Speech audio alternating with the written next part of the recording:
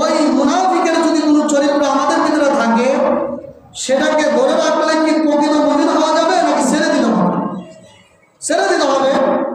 কারণ যেই মুনাফিককে কেন্দ্র করে আল্লাহ সূরা আ'রাফের এই আয়াতগুলো নাযিল করলেন, সেই মুনাফিক কি বলেছিল যে আমার এই অল্প মূল্যের জিনিস, যতই অল্প মূল্য হোক, জরা পড়া খেজুর এক দুইটা, এটা নগদ, আমি নগদের মানে বাকির আশায় নগদ ছাড়তে রাজি নই। আমরা মুসলমান এরকম বর্তমান সময় সুবিধাবান হয়ে গেছি। কারণ নামাজ পড়লে সওয়াব পাওয়া যাবে, ফল পাওয়া যাবে, এটা বাকি। নামাজ